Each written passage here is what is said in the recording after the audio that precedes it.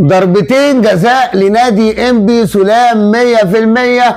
انبي بيجيب منهم واحده وضيع واحده، بل بالعكس في حالتين طرد على نادي الزمالك تغاضى عنهم حكم المباراه والفار. حاله الطرد الاولى بتاعت محمد اسماعيل اللي دخل في حتحوت دخلة ايذاء، ده يتعاقب بالايذاء. والحاله الثانيه لحسام عبد المجيد في انفراد محقق وتغاضى عنه التحكيم المصري. رغم كل ده، هل الزمالك كان احسن من انبي في الملعب؟ اقول لك لا، انبي كان احسن. انبي اللي كان بيلعب على الهجمه المرتده، انبي اللي كان منسق، انبي اللي اضاع كميه فرص لا حصر لها.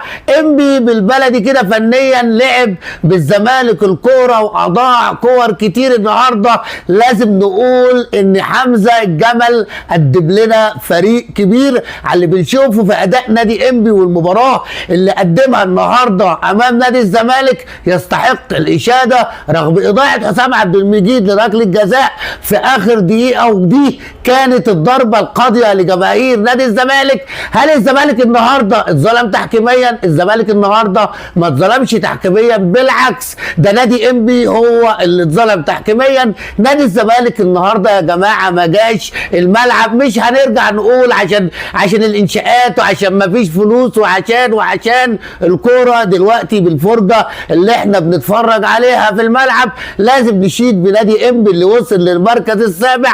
الكلام ده حصل بسبب رئيس نادي انبي لما طلع في الاعلام وشال الضغوط من على الفريق وقال انا مش مطالب نادي انبي غير انه ياخد المركز الثامن، احنا عاوزين ناخد المركز الثامن. طمع اللعيبه انها تعمل مباراه كبيره وشال الضغوط من عليها. ولازم نقول للكابتن مجدي عبد الغني، يا كابتن مجدي وشك حلو على الزمالك، لما طلع في صخور نادي الزمالك وقال نادي الزمالك هيحضرني كل مباراه في المقصوره، بنقول له ابعد عن نادي الزمالك يا كابتن مجدي، وشك حلو عليه. الدوري رجع من جديد، فرق مباراه ما بين الاهلي، فرق مباراه ما بين بيراميدز، الدوري لسه في الملعب. عايز اقول لحضراتكم في الكوره مع محترم مفيش حاجه هتفوت.